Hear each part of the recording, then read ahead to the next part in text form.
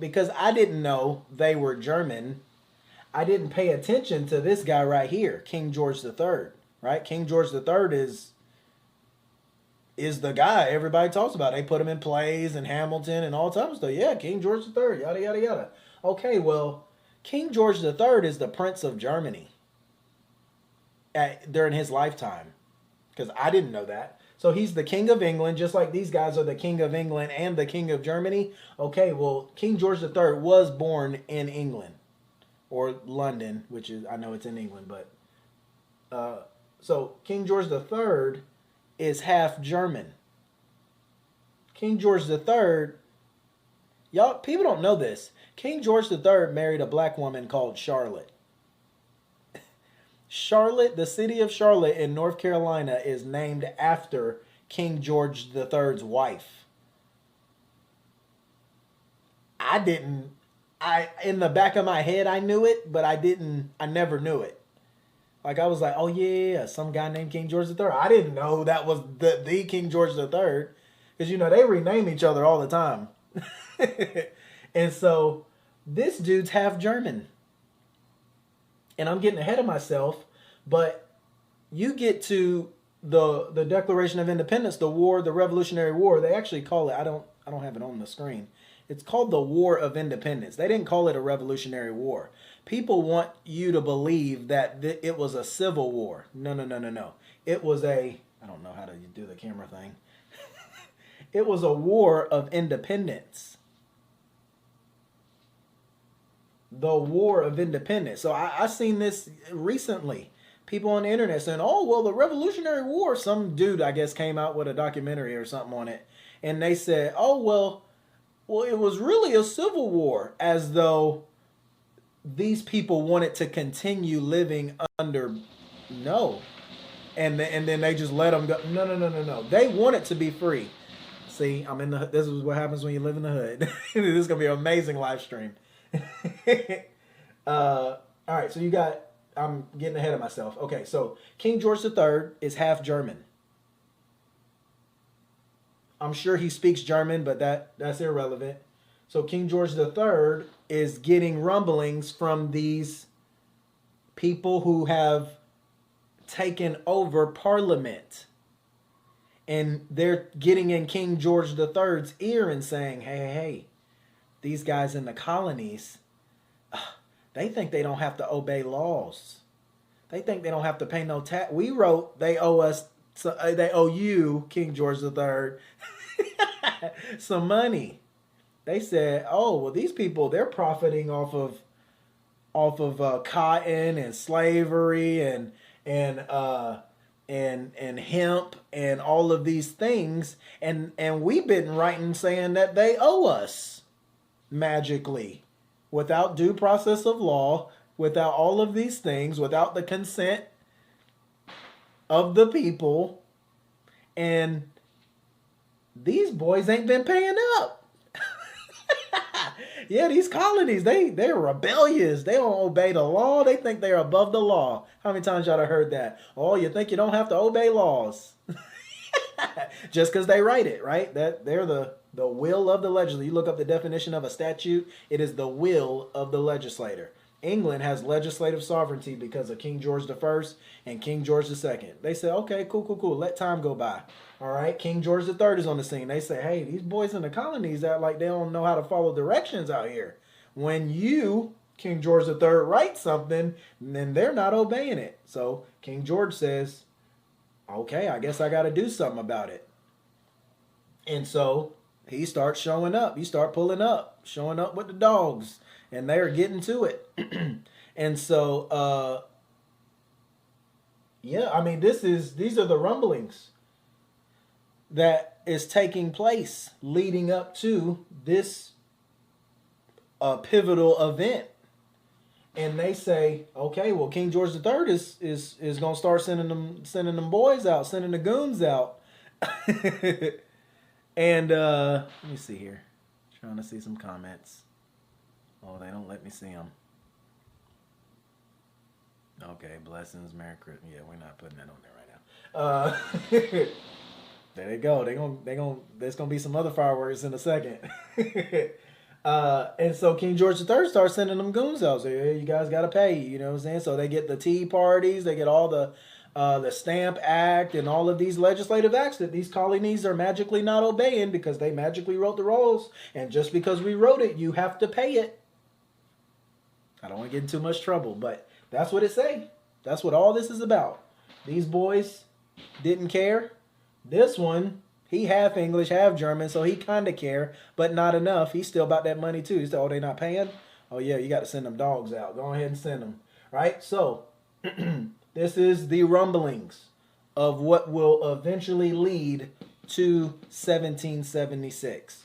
All right? Now, in the midst of all of that, you have this thing called the Quebec Act.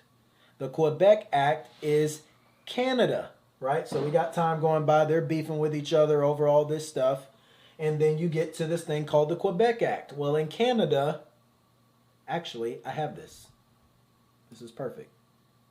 I'm going to actually read it to you. I had it.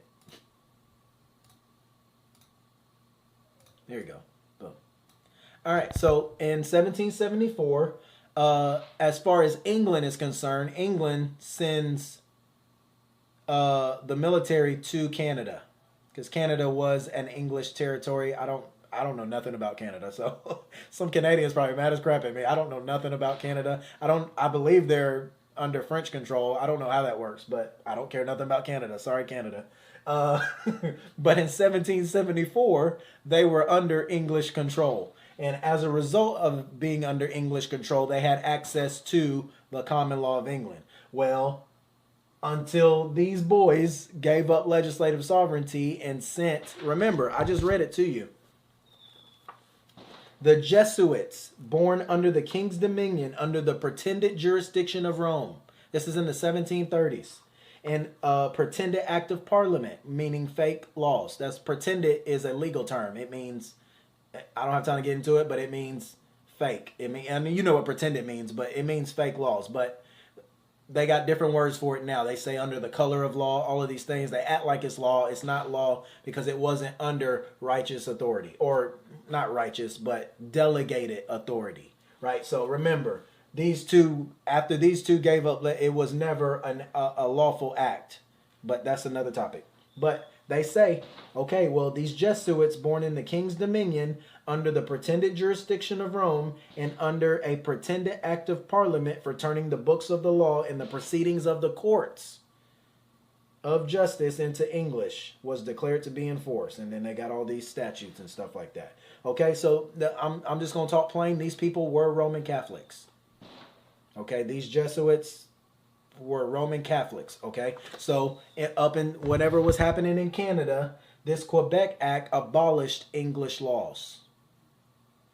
And just so you know, I'm not just making stuff up. All of this is in the Declaration of Independence. But the Quebec Act got rid of English laws. So it took away their access to the common law of England. Okay? Which is what these English people at the time would have considered really precious. In fact, it was so precious, I'm about to read to you a response to the Quebec Act in the colonies. Somebody said, when did it go from the common law to maritime? Well, all of this is... In 1066, it went from, in the year 1066, it went from, because the common law is defined as the unwritten laws of England. Well, the unwritten laws of England, I don't know if you've been here at the beginning of the live, starts at 510 BC and goes until William the Conqueror. So William the Conqueror is from Normandy French. So he would have introduced the root of admiralty is just international law, and I'll make a whole video on that another day. But when did it go from common law to maritime law? According to history, in 1066 with William the Conqueror. William the Conqueror wouldn't have been considered English, and under the Anglo-Saxon people, he wouldn't have been considered Anglo-Saxon. It was a complete regime change because the last king of the Anglo-Saxon people was William the Confessor. He didn't have any kids, and his wife, they both vowed not to have any kids. They were devout Christians. And then and when I say devout Christian, I don't mean Roman Catholic. And so William the Conqueror, all of these kings, even today, King Charles, they all trace their history to William the Conqueror, and they don't go back further than that. Okay, so this is very important. All right, so in 1774, what they call the American Continental Congress was written on the 5th day of September, 1774. They said that the inhabitants of the English colonies in North America, by the immutable laws of nature, the principles of the English Constitution, it's in ancient English, I can't read this stuff, by the immutable laws of nature and the principles of the English Constitution, have the following rights. So they're preparing. They said, yeah, we're not with this. All right. They said they are entitled to life, liberty, and property, and they have never ceded to any sovereign power whatever a right to dispose of either without their consent. So they said we have we are entitled to life, liberty, and property, and we have never submitted to or ceded, given that to a sovereign power, the right to dispose of either without their consent. They said our ancestors who first settled in these colonies, 1607, were at the time of their immigration from the mother country entitled to all the rights, liberties, and immunities of free and natural born, what they called then subjects, within the realm of England. They said that the respective colonies are entitled to the common law of England, and more especially to the great and inestimable privilege of being tried by their peers of the vicinage according to the course of that law. What law? The common law of England. Because we went over the timeline. When did the trial by jury start in ancient England? The year 1050. 16 years before William the Conqueror came on the scene. And they said they got that from the 12 apostles or the 12 patriarchs. They said the respective colonies are entitled to the trial by jury according to the course of that law. They said they are entitled to the benefit of such of the English statutes as existed at the time of their colonization. So when I cited earlier the Supreme Court of Missouri, I didn't cite it, but when I said the Supreme Court of Missouri said that their law is the common law of England according to the time of King James IV. Okay, where they're talking about this period of Virginia and England, because in the colonies they said at the time of their immigration and colonization, right? They said they're entitled to the benefit of such English statutes that existed at the time of their colonization, yada, yada, yada. Okay, now, they talk about this Quebec Act in the same thing. They said, so the same way the Declaration of Independence, and I'm going to get into it, is a list of complaints against King George III. Okay, well, they're practicing this. This is the first draft, okay? And then they clean it up by the time they get to the Declaration of Independence. They say you can't put all that. The whole world will come after us if you put all that in there. So let's just fight one country at a time, okay? So in the first draft, they said, and this is in 1774, they said as a list of complaints for establishing the Roman Catholic religion in the province of Quebec, abolishing the equitable system of English laws. They said by the assistance of I can't read this. This is ancient English. So they say by the assistance of whose blood and treasure the said country was conquered from France. Okay? They said in another complaint, the act of parliament. So who did this? That legislator. But them boys are a problem, ain't they? They said the act of parliament establishing the Roman Catholic religion and the French laws in that extensive country now called Quebec is dangerous. Let me read it right. They said the act of parliament establishing the Roman Catholic religion and the French laws in that extensive country now called Quebec is dangerous in an extreme degree to the Protestant religion and to the civil rights and liberties of all America. Therefore, as men and Protestant Christians, we are indispensably obliged to take all proper measures for our security.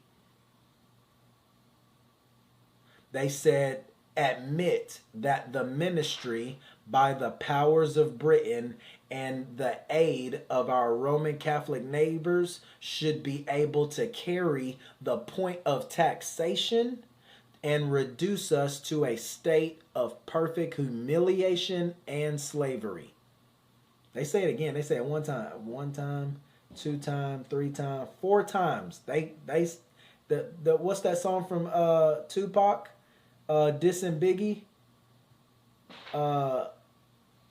Yeah, this is that. This is that song. They said, admit that the ministry by the powers of Britain and the aid of our Roman Catholic neighbors should be able to carry the point of taxation and reduce us to a state of perfect humiliation and slavery.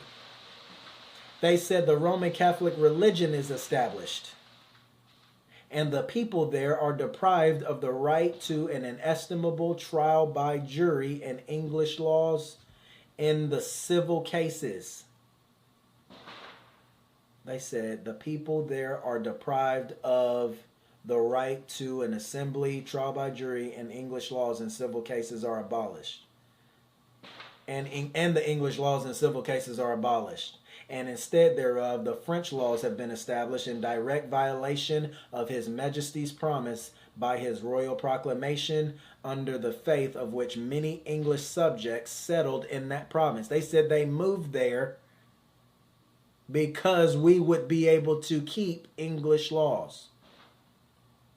No, this is in 1774. This is a response to the Quebec Act in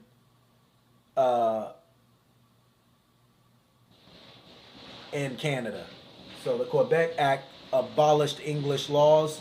That's why, boy, they shooting it up out there, ain't they? So this Quebec Act took away English laws. It took away a trial by jury, and it made them subject to what they call French laws. But they keep saying the Roman Catholic Church is doing this. Why? Because because France and the influence of France is subjected to the will of the Roman Catholic Church. Okay? So this is very important. Somebody says, so Canada was being taxed by England? Well, not all of Canada is Canada today. I don't know nothing about Canada, but Quebec would have been different at the time than the rest of Canada, to my knowledge. So that part of what they now call Quebec, or Quebec, would have been under